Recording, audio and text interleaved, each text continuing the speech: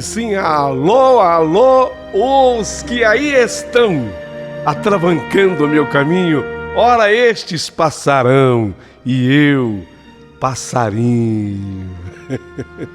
Canta, canta, canta, meu passarinho. Traz a sua alegria, o seu cantar, traz alegria para o coração de cada um que agora está na minha sintonia. E é isso, o nosso objetivo maior também é levar um pouquinho de paz, de felicidade, de bons exemplos. A história de hoje, nossa, tanto ensinamento ela traz. Então, prepare desde já o seu coração. Antes de tudo e mais nada, quero mandar um beijo para ela, Luciana Egídio. Tudo bem, Luciana? Esse nome Egídio me faz lembrar de um grande amigo que eu tive lá em Bebedouro na minha infância e adolescência, o Egídio. E esse nome era tão marcante, né? Tanto é que eu não esqueci. Luciana Egídio, um beijo para você. Ela é a nossa nova caçulinha, assinante da família do Boa Pessoa. Ô Paulinho, eu queria tanto também me tornar membro do seu canal, como fez a Luciana. Então é simples, aqui abaixo do vídeo você terá toda a orientação. Há um ícone onde está escrito assim: eu quero ser assinante. Aí você clica ali e vai caminhando, vai dar certo. Não é meu, Luciana? Maria Tereza, Suzana Ribeiro, beijos para vocês e muito obrigado. Aqui, lembrando alguns comentários importantes sobre o salto alto de Nancy, essa história da meia-noite que o pessoal está adorando, e eu gostaria de ler aqui alguns comentários, né, que vão chegando. Pois é, o Paulinho diz aqui, o Charlie, né, que pesadelo cheio de detalhes, bastante minucioso. Vou até tomar um café, que a noite é longa. Ô Charlie, um beijo para você. Obrigado, viu? Tudo de bom para você, meu amigo. A Rose Alvarenga. Tudo bem, Rose? Boa madrugada. Como é bom estar aqui todas as noites, na melhor companhia. Na verdade é Rosa Alvarenga. Eu tinha dito Rose, né? Não, Rosa Alvarenga. Deixa eu mandar para ela aqui. Deixa eu ver aqui o que eu mando para ela. Obrigado sempre. Vou mandar aqui para ela já, para ela receber um obrigado sempre. Ela que me mandou, já que ela é rosa, me mandou 3 rosas lindas aqui também. Minha querida amiga Irailde Soares, é uma história tão triste que eu não tenho nem como comentar, diz a Irailde, né? Ela gostou da história, no entanto ela achou uma história triste. É isso mesmo. Um beijo para você. Paulinho, eu sou de Goiânia, Pernambuco também.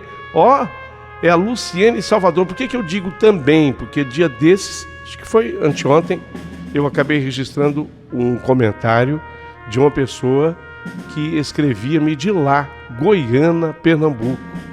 Escuto as suas histórias todos os dias e adoro.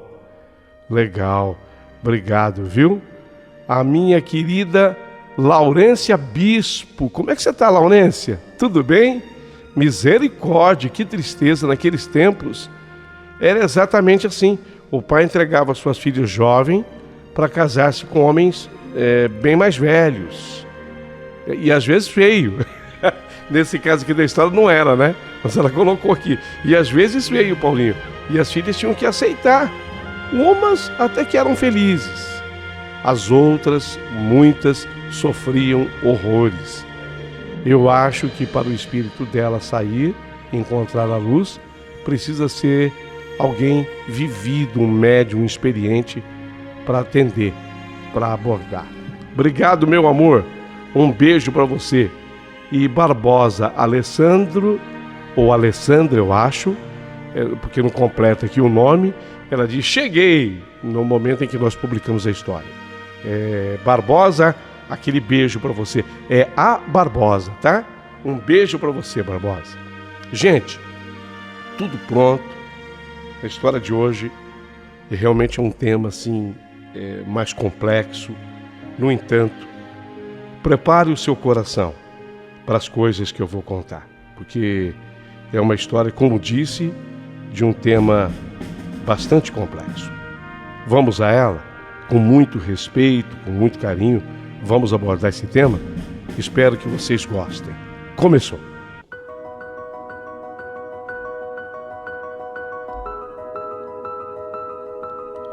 Meu querido amigo Paulinho Boa Pessoa, meu nome é Olívia Graziano Moura e hoje eu quero lhe contar a minha verdadeira história. Não quero, sabe, Paulinho, me colocar no papel de pior das vítimas, mas o que eu passei foi duro demais. Doeu no profundo mesmo da minha alma, sabe? Eu achei até que não fosse resistir e, sinceramente, eu nem sei como foi que eu sobrevivi. Era aquele dia, um dia como outro qualquer, mas seria também o dia mais difícil de toda a minha existência. O dia amanheceu bonito, ensolarado, e tinha toda a pinta de que seria, assim, um dia comum, um dia rotineiro. Começava daquele jeito, mas nós nunca sabemos como esse dia vai terminar. Isso é a vida, né, Paulinho? E tem gente que diz ainda bem que ela seja assim. A gente sabe do jeito que um dia começa, mas nunca sabe o jeito que o dia termina. Era apenas mais um dia da semana, uma quarta-feira. Eu saí para trabalhar e tudo seguia normalmente como todos seguiram normalmente a sua rotina. Foi um dia de trabalho normal. Naquele dia eu fui até elogiada pelo meu desempenho lá na empresa. Uma amiga que me devia R$1.000 resolveu me pagar assim de surpresa e de repente eu tinha até dinheiro na conta, dinheiro que eu nem esperava, porque eu havia emprestado o dinheiro para aquela amiga, mas sinceramente não esperava receber naquele momento. Até andou passando pela minha cabeça a ideia de dar uma passadinha pelo shopping. Eu estava louca para comprar uma bolsa nova para mim, até porque eu tinha um convite de um casamento que estava por acontecer. Cheguei a tomar o ônibus, aquele ônibus que eu peguei fazia um caminho um pouco mais longo até a minha casa, mas era justamente o coletivo, o ônibus, que passava na porta do shopping. Mas quando eu olhei para o shopping, eu não sei porquê, me deu uma vontade de desistir. Eu não quis descer do ônibus. Deu vontade de eu ir direto para casa. Mas talvez, se eu soubesse o que me esperava em casa, eu jamais teria descido daquele ônibus. Foi tudo muito forte. Paulinho, eu tive que enfrentar uma verdadeira tragédia. Quando eu entrei na minha casa, eu encontrei a minha caçula, Letícia. O nome dela é este, mas a gente chamava carinhosamente de Tissa. Eu encontrei a Tissa de tão somente 14 anos. Minha filha, Letícia, ela estava caída.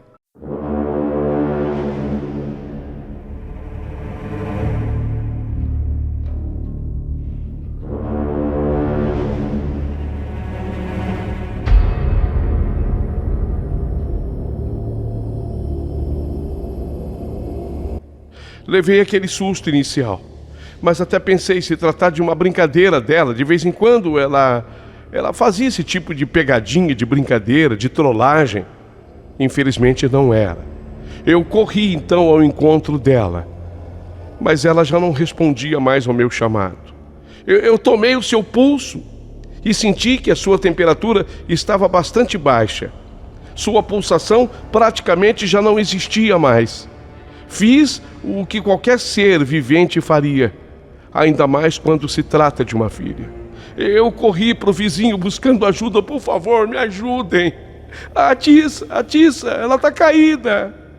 Eu não sei o que aconteceu com ela. Ela tá quase sem pulso. Vem, ajuda, pelo amor de Deus. Esse vizinho foi pronto em ajudar. Ele tinha carro e foi muito importante. Me ajudou a socorrer a Tissa. Foi imediatamente que aconteceu o socorro, desde que eu cheguei, lógico.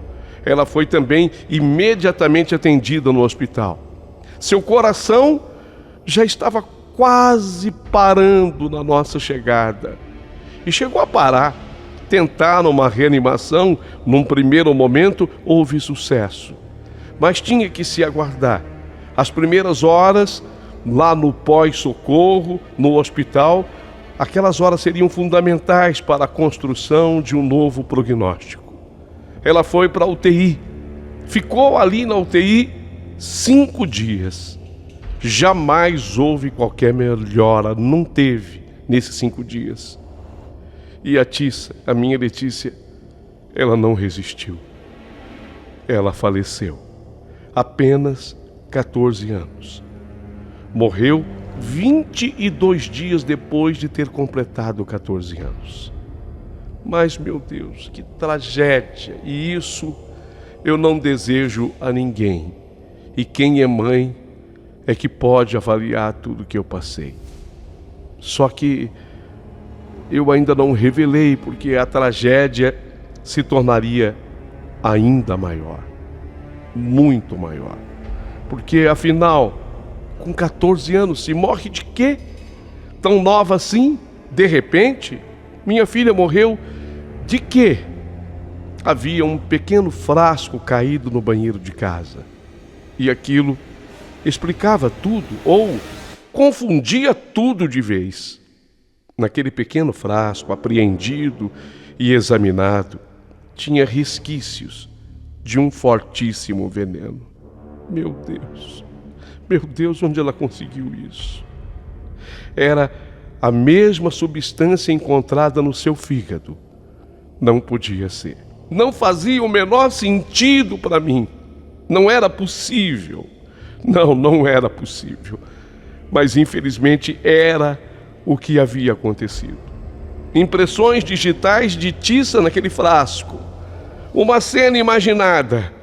Naquele dia, a minha filha de tão somente 14 anos, ao voltar do colégio, entornou um frasco de um veneno fortíssimo, abreviando assim a sua já tão breve vida. Ela só tinha 14 anos.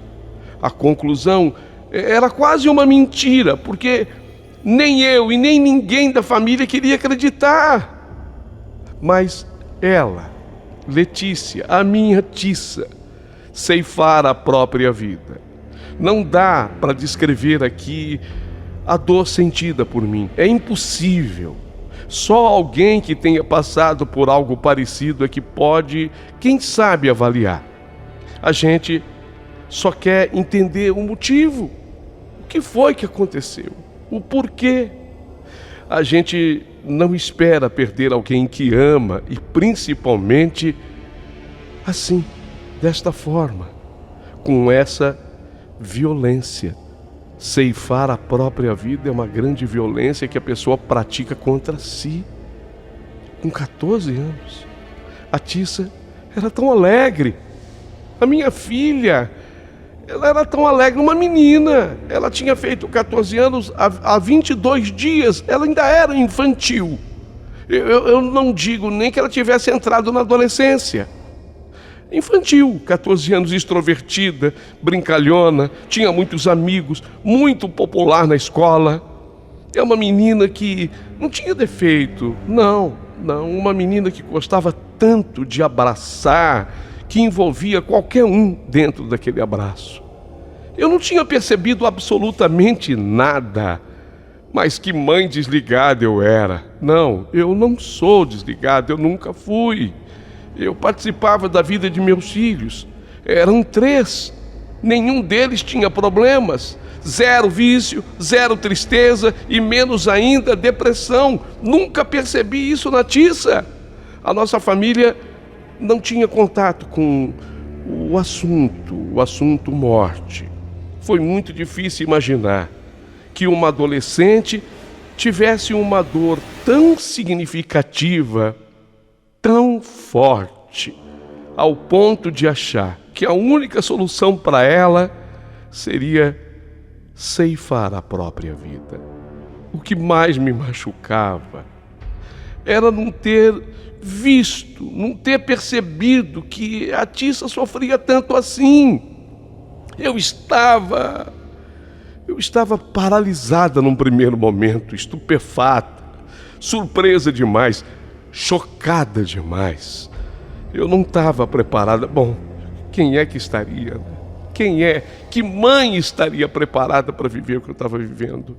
Eu não estava preparada para continuar o mundo sem a minha filha. Era difícil viver sem a Tissa. No momento, sabe, em que a Tissa estava no hospital, morrendo, e eu não podia fazer nada, eu fui tomada por uma série de emoções e questionamentos, porque durante a internação já se sabia o que ela tinha feito. E quantas vezes eu ia lá na UTI, ela não podia falar comigo, mas eu dizia: Tissa, por que você fez isso? Tissa, me conta, o que estava havendo com você? Que tristeza era essa, minha filha? E se eu tivesse percebido antes, se eu tivesse chegado mais cedo em casa naquela quarta-feira, eu ainda queria passar no shopping. Oh Deus, o que eu poderia ter feito? Se eu não tivesse tomado aquele ônibus que passava em frente ao shopping, ele faz um caminho mais longo. Se eu tivesse tomado o ônibus normal. Olha, quando acontece um fato assim, nós percebemos que nós não entendemos nada dessa coisa chamada vida, que não sabemos nada e que não somos também absolutamente nada. Até então, não falávamos de morte na nossa casa. Esse tipo de tragédia e de assunto, ele acontecia noutras famílias, longe de casa. Na nossa, não. Na nossa, não. A gente não abordava esse assunto. E, de repente, tudo veio de forma tão impactante. Quando a Tissa faleceu, eu percebi que tratávamos o tema, eu digo, o ceifar a vida, o abreviar a vida, como se fosse um segredo, sabe? Algo a ser escondido. As pessoas me contavam histórias de alguém que tinha tirado a própria vida, mas se percebia, existia um tabu, um preconceito, tanto cultural quanto religioso. Gente, é um assunto tão delicado, é um assunto tão difícil de abordar, que você sofre demais e ainda você fica com vergonha de tocar nesse tema, nesse assunto com as outras pessoas. Era como se você tivesse sido, e eu me colocava nessa posição, uma mãe negligente. Teve gente que comentou: mas como assim? A Olívia não notou nada, vivendo com a filha dia a dia. Nossa, que mulher relapsa. A filha dela tirou a própria vida e ela nem para perceber antes. Nossa, isso tudo me machucava ainda mais, sabe? Isso me feria ainda mais. Mas quanto mais eu me escondia, porque eu comecei a me esconder, sabe? Eu evitava. Se alguém perguntava para mim como morreu a Tissa, eu às vezes evitava. Um mal súbito. Eu substituía toda a história por mal súbito. Sabe quando você quer esconder? Só que eu percebia que isso não me ajudava. Não, isso me fazia sofrer mais ainda. Quanto mais eu evitava o assunto, mais a dor se aprofundava em mim. Até que um dia, uma senhora que vinha fazer faxina aqui na minha casa, ela me falou: Olívia, eu acho que só tem um jeito da senhora melhorar, sabe? É falar mais sobre o que aconteceu com a filha da senhora. É dar vazão, é dar publicidade, é falar mesmo, abertamente. Até porque isso vai aos pouquinhos tirando essa angústia do seu coração, vai tirando esse peso que a senhora carrega sobre os ombros. É uma cruz que precisa ser aliviada, senhora Olívia. Isso a senhora pode fazer pela senhora e por outras, quem sabe? Quando a senhora comentar, a senhora estará alertando outras mães. Olha, quem sou eu? Você sabe, eu só estudei mesmo até a 8ª série. Depois eu não pude continuar nos meus estudos. Quem sou eu? Mas eu quero dizer para você, Não inventa que a sua filha teve mal súbito, não. Fala a verdade. Muda de tática. Fale abertamente, fale muito mais. E não tenha medo de dizer e de saber também o que aconteceu com ela. Fazer o que ela fez é sim uma loucura total, sim, eu admito. Mas sempre existirá um impulso, um gatilho. Não tenha medo, Olívia. Não tenha medo, não. Eu acho que vai ser a melhor forma de você ir aos pouquinhos saindo dessa situação em que você se encontra. Nossa, essa mulher, Dona Helena, ela tinha razão. Ela me deu uma grande lição. Então eu não teria mais medo do assunto. Eu precisava enfrentá-lo. Ou do contrário, eu morreria também. E eu ainda tinha outros 2 filhos que precisavam de mim.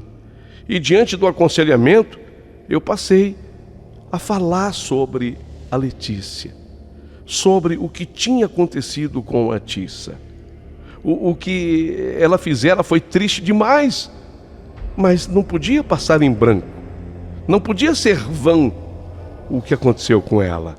Teria que ter alguma serventia. Eu queria falar da Tissa, eu queria que a história dela tivesse a beleza que a vida dela infelizmente não teve.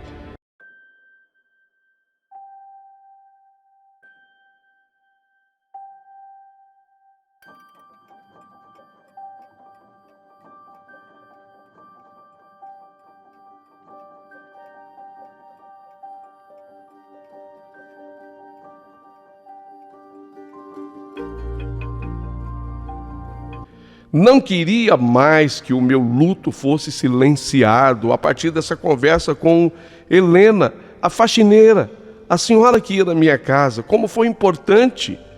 E nem que a morte dela, minha filha, fosse mais um número apenas no meio de tantos números estatísticos. Então eu me reorganizei, eu comecei a ordenar melhor os pensamentos. Eu teria que aprender a lidar com aquele luto. Não foi fácil, foi muito difícil. Para minha família também. A morte de Tissa teve uma grande repercussão na cidade em que nós morávamos, sabe? Todo mundo comentava. Você viu o que aconteceu com a menina, gente? 13 anos, porque ela tinha feito 14. Havia 22 dias, então o pessoal falava 13 anos. A morte da Tissa teve grande repercussão naquele lugar. Nós nos unimos muito, porque precisávamos do apoio e da força um do outro. A minha filha do meio, a Laura, porque a Tissa era minha caçula. Quando aconteceu isso com a irmã, a Laura tinha 16 anos quando ela perdeu a irmã. E as duas eram muito ligadas, elas eram unidas.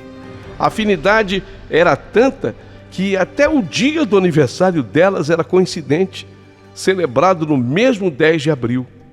Para ela, a minha filha Laura do meio, foi um baque também, coitada, não só por ser a morte da irmã, mas também por ver alguém tão jovem partindo dessa forma.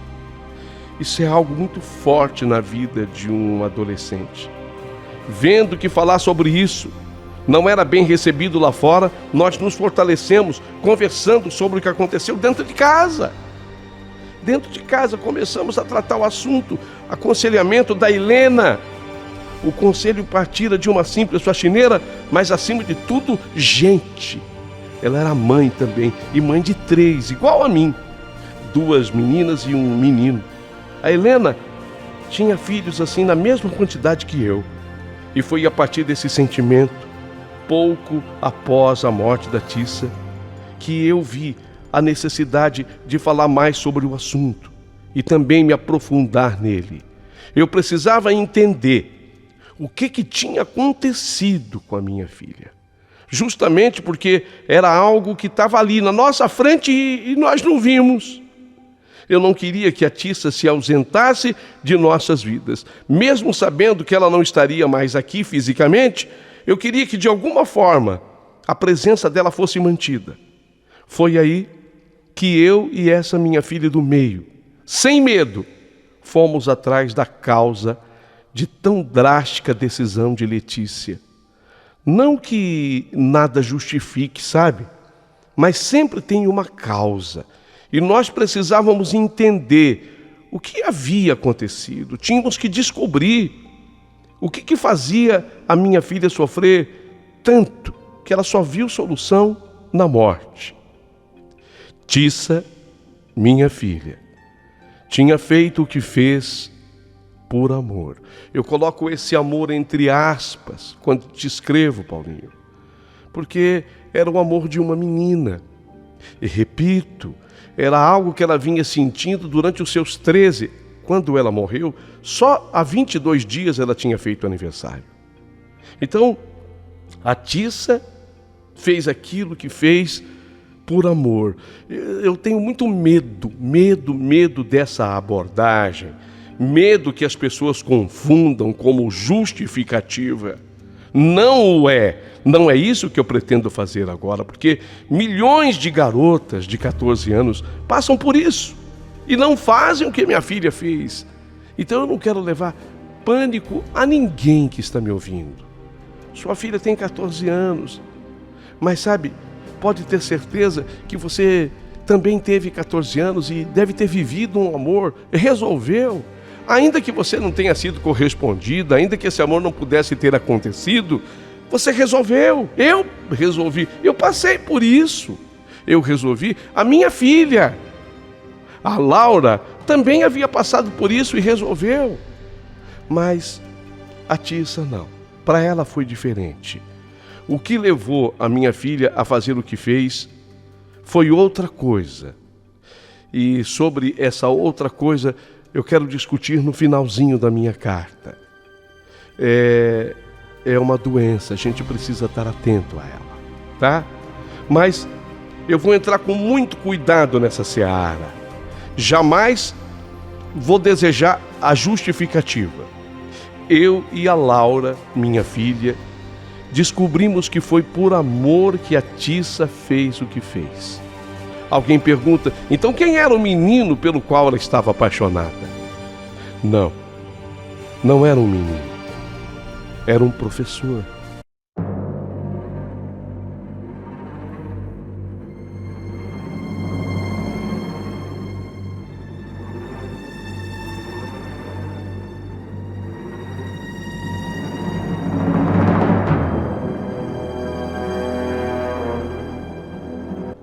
Era um professor, ele tinha 29 anos. Ele era casado. Santo Deus! O que você está me dizendo, Olívia? Verdade, 29 anos, ele casado. Quando eu descobri isso, eu achei que eu fosse morrer. Eu comecei a passar mal. Na hora, 1 trilhão de coisas passou pela minha mente. Já imaginei esse professor abusando da minha filha, sabe? Começou a passar tudo pela minha cabeça. Tudo. Já imaginei esse professor abusando da minha filha, se aproveitando da sua inocência, da sua pureza. Cheguei a imaginar a figura desse professor como sendo a figura do cão. Do cão não no sentido do cachorro, mas do capeta. Foi essa a figura que eu acabei ilustrando a minha imaginação com ela. Por um momento eu confesso que eu cheguei a odiar esse professor. Cheguei a odiar o que havia acontecido entre os dois para que fizesse com que a minha filha tomasse a pior de todas as decisões. Fiquei louca, fiquei doida.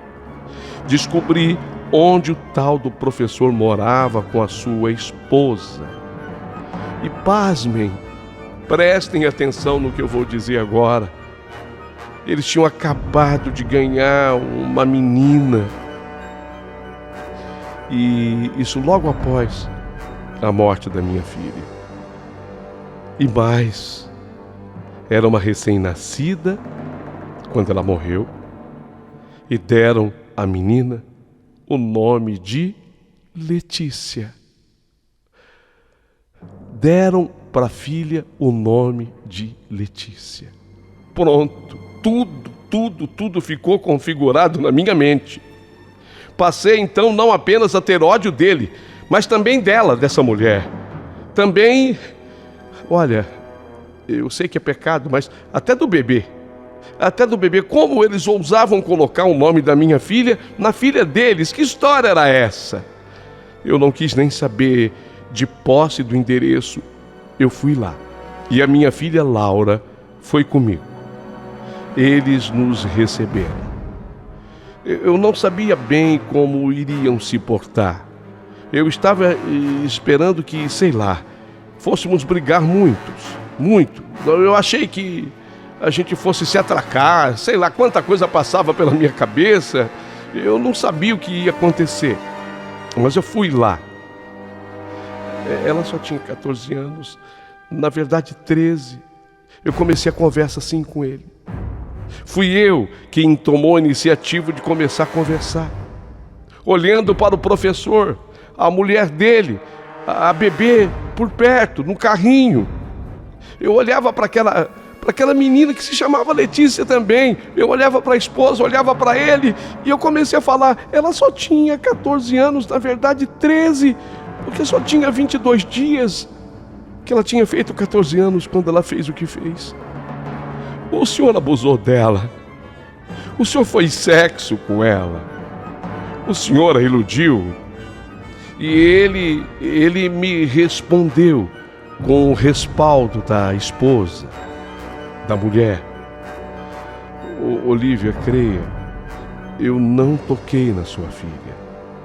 Eu não tive a menor culpa do que aconteceu com ela. É verdade, sim, ela se apaixonou por mim. E nem foi a primeira vez que isso me aconteceu na vida, sabe? Eu ainda sou novo, eu tenho 29 anos. E talvez isso mexa com a cabeça de algumas meninas. Mas eu me porto de maneira responsável. Eu estou ciente do tamanho da minha responsabilidade. Nessa hora, quando eu fico sabendo que tem uma garota que tá se apaixonando por mim, acontece. Então eu explico o que pode estar acontecendo com elas. Isso faz parte da natureza feminina, faz parte da fantasia adolescente. E em casos mais importantes, eu até peço ajuda da minha esposa, da minha mulher, eu a envolvo nisso, juntos. Nós explicamos o que ocorre e normalmente somos compreendidos, bem-sucedidos. Só que, Olívia, no caso da sua filha, eu fiquei sabendo que ela estava gostando de mim. Ela colocava bilhetes nas folhas de prova, ela colocava bilhete na papeleta da minha chamada, mas eu jamais a iludi. Ela colocava bilhete no meu carro, no para-brisa, eu jamais a iludi. Conversei com ela. Quando eu pude, na sala dos professores, eu a chamei e com direito por perto de ter uma testemunha. Eu chamei a diretora do colégio, que ficou como sendo a minha testemunha. Conversei com ela. E no caso de Letícia, quando eu percebi que ela ainda insistia, eu comuniquei à minha mulher. Eu falei com a minha esposa e ela chegou a ir comigo ao colégio. Falamos juntos com ela, sabe? Ela foi muito bem tratada, muito bem respeitada por nós. Nós achávamos que tivéssemos sido bem-sucedidos, até que fomos assustados com o ocorrido. Mas por quê? Por que que vocês não falaram comigo? Ela pediu que não fizéssemos isso. E para não trair a confiança da Letícia e não perder a confiança dela, nós esperamos que as coisas se resolvessem. E parecia ter se resolvido. E foi assim, sabe? Até que fomos surpreendidos com uma notícia terrível. Eu e a Giovana, minha mulher, ficamos assustadíssimos quando soubemos. E a minha mulher estava barriguda de 6 meses para ganhar neném. Quase que a minha mulher perdeu a nossa filha Mas graças a Deus tudo foi concluído a bom modo e nós colocamos na nossa menina o nome de Letícia, como uma singela homenagem. Não foi, Giovana? Sim, foi. Foi exatamente o que aconteceu. Eu escutei tudo aquilo ao lado da minha filha do meio, mas sinceramente era insuficiente ainda para me devolver a paz. Eu questionava se ele havia dito a verdade. Eu tinha medo de estar sendo enganada. E se tivesse acontecendo, havia aquela combinação do casal, sabe? Se tivesse acontecendo uma mentira, não era de uma pessoa, mas do próprio casal da dupla. A minha filha, que era bem mais menina, havia acreditado demais. Eu ainda não me conformava. Eu tinha feito amizade com a doutora Júlia, a responsável da UTI, que cuidou da minha filha em seus últimos momentos no hospital. Eu fui falar com a doutora Júlia e tocar no assunto do professor. Foi com muito medo que eu abordei esse assunto com a doutora Júlia. Se ela, através de exames, podia me passar mais uma informação sobre o que sofrera a minha filha. Ela, então, abriu para mim uma confidência. A médica legista, em caso como o da minha filha, menor de idade, tão mocinha, fez um exame. E ela constatou a presença ainda do ímen na minha filha. Ou seja, a minha filha, a Tissa, a Letícia, ainda era virgem. Isso, de certa forma, corroborava as palavras ditas pelo professor. Mas ainda para mim, não era tudo. Foi quando a minha filha Laura, de 16 anos, e o meu filho Léo, de 18, saíram para uma viagem de férias com o pai.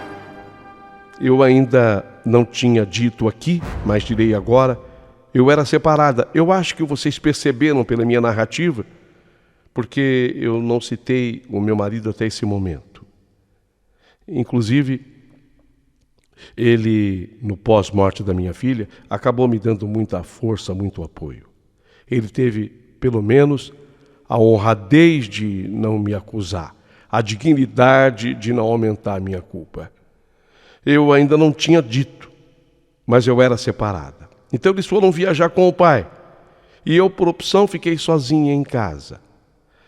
E naquele domingo, quando amanheceu, eu fui lá no túmulo da Letícia e eu conversei muito com a minha filha, assim, sabe?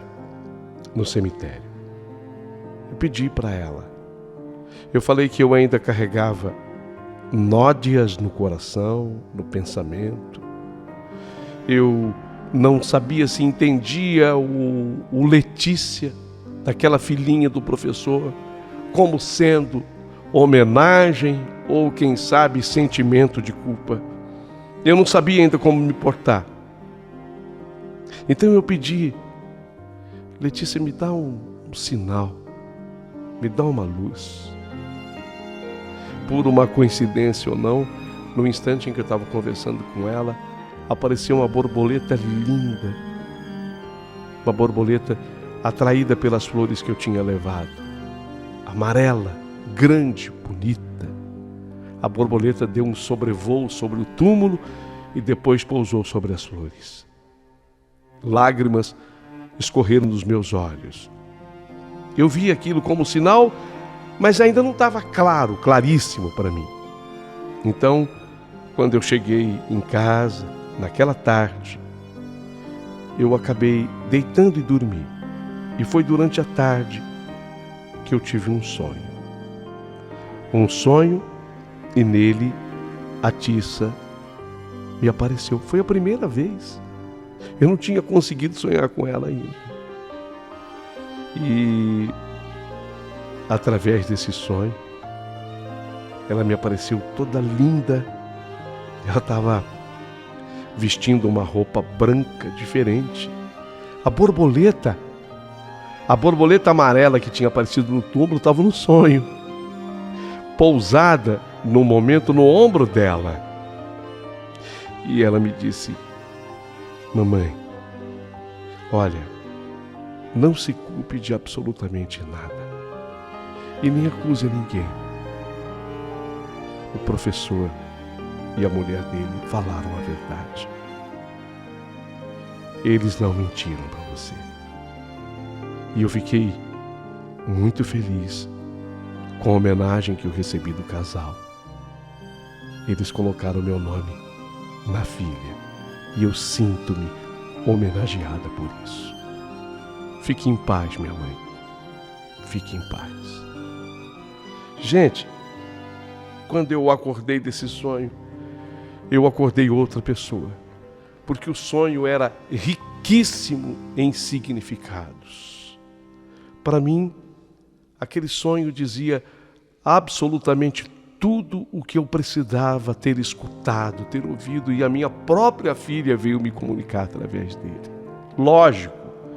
Lógico que aquilo teve um sentido espiritual para mim. Eu voltei, fui lá na casa do professor e da esposa dele, fui conversar com eles. E dessa vez foi diferente, porque eu não cheguei com ódio, eu cheguei com um único objetivo de entender o que eles me haviam dito. Fui dar um abraço, a verdade era essa. Da mesma forma que ela, minha filha, abraçava, eu quis abraçá-los. E foi assim que eu fiz. E uma surpresa. Eles ainda não tinham registrado a menina. Já não era mais tão bebezinho assim. Ela estava com 1 ano e 8 meses. E aí eles me disseram: admirada, a senhora ficou porque nós não a batizamos ainda. E eu disse que sim. Nós não o fizemos porque nós estávamos esperando um dia para que tivéssemos condição de convidar a senhora para ser madrinha dela. Eu chorei tanto. Eu chorei tanto. E obviamente que a minha resposta foi sim, sim, sim, 1000 vezes sim. E foi com o irmão da esposa dele que nós nos tornamos padrinhos da Letícia. Por eu ser madrinha, eu passei a frequentar muito a casa deles. E aquela menina se apegou demais a mim. Olha, o tempo correu, o tempo passou, e aquela menininha, a Letícia, ela tem agora a idade que tinha minha filha, 14 anos. Meus filhos se casaram, o meu menino mora nos Estados Unidos, a minha filha com o marido no Rio de Janeiro, e a Letícia não sai da minha casa. Ela é a minha companhia. Eu entendo a presença dela como a presença da minha própria filha. Não confundo as coisas. Não há uma substituição. Mas com certeza o espírito da minha filha do outro lado do mistério foi quem guiou, sabe, a Letícia para esse convívio comigo.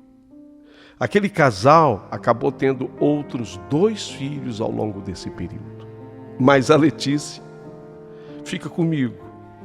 Finais de semana, ela passa aqui em casa comigo. Eu tenho o quarto dela. Eu tenho tudo que é dela. Também é a Letícia.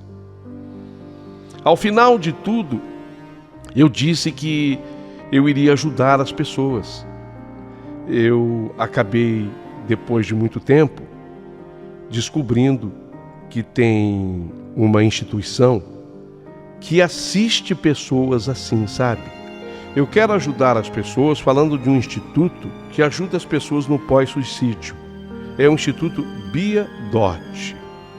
Esse instituto ele surgiu e ele tem pessoas especializadas no assunto.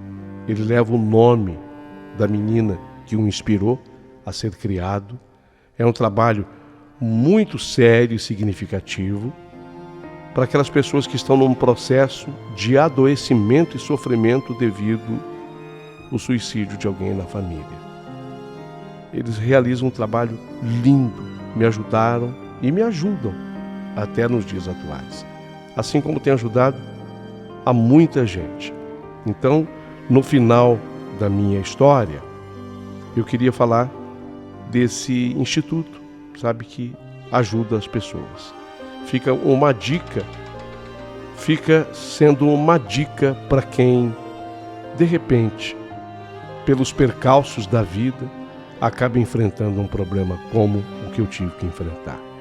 Agradeço demais nessa história a faxineira Helena, que trabalhava na minha casa, que tanto me ajudou. Você se tornou, Helena, uma pessoa especial para mim. Hoje, ela já não trabalha mais, mas você não imagina o quanto eu sou grata a Deus por ter tido aquele encontro com você. Ao Instituto, muito obrigado. A minha escolha foi seguir pelo amor. Precisamos, e aqui eu chamo a atenção de todos, precisamos sempre observar o outro, aquele que convive conosco, aquele que está pertinho da gente. Saber ouvir. Muitas vezes, uma escuta é capaz de salvar a vida de alguém. Ouvinte. Ô Paulinho, boa pessoa, é uma coisa que você tem ao longo da sua vida. Desde que você se tornou radialista, você precisa ter ouvintes. Então você sabe a importância de um ouvinte na sua vida. O que seria, Paulinho, de você se não fosse o ouvinte? Então eu conclamo as pessoas a se tornarem cada vez mais ouvintes, mas não apenas do comunicador que narra a história. Eu queria que você aprendesse a ouvir as pessoas. As pessoas andam muito apressadas.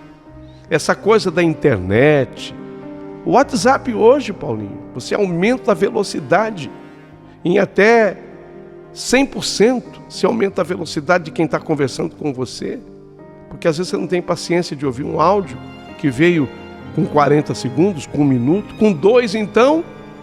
Se você mandar um áudio para uma pessoa de 3 minutos, a pessoa fala, não, isso aqui eu nem vou escutar. Então o WhatsApp, de maneira até inteligente, criou essa forma de acelerar a fala das pessoas. Eu acho que isto simboliza o momento que nós vivemos. As pessoas não querem mais escutar a outra. Elas acham que o tempo delas é muito precioso para que elas possam parar para ouvir a outra pessoa. Olha, na vida real não tem como você acelerar aumentando a velocidade 1,5 vezes, 2, não tem. Não tem como aumentar essa velocidade. Você precisa parar para ouvir o seu amigo, a sua amiga, o seu filho, a sua filha, o seu cônjuge, a sua mulher, a sua esposa, a sua mãe, o seu pai, a sua irmã, o seu irmão. Essa é a minha campanha. A minha campanha hoje é para que sejamos ouvintes, não apenas do Paulinho Boa Pessoa, mas de quem está pertinho de nós. Ou mesmo que a pessoa não esteja tão próxima, mas a ouça pelo telefone, a ouça pelo WhatsApp. Faz esse treinamento, vê se você é capaz. Isso pode ser a diferença entre viver e morrer. Eu termino assim a minha história. Eu espero que eu tenha sido em algum momento útil e que não tenha ficado apenas uma história chorosa, sofrida, mas uma história que nasceu para ser exemplo de vida. Vou aguardar muitos comentários a partir de agora.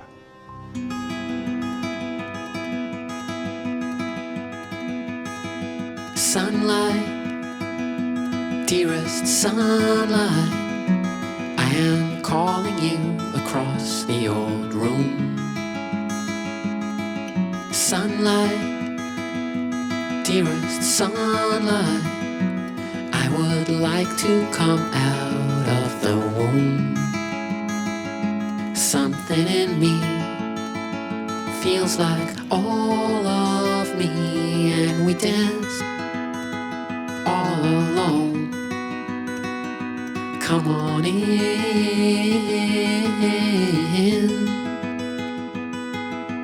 Open my heart to this world.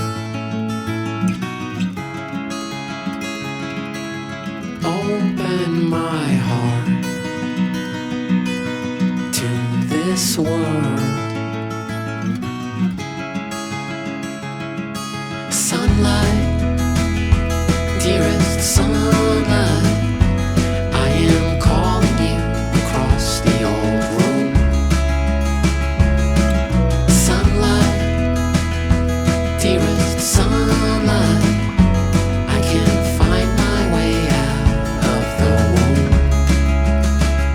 Something in me feels like all of me, and we dance all alone.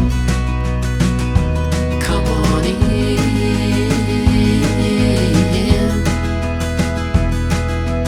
Open my heart to this world.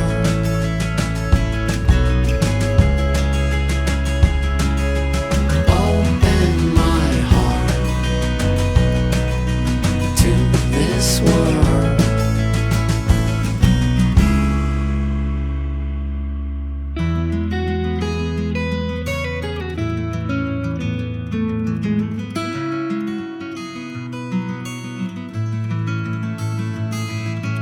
All I see is in light.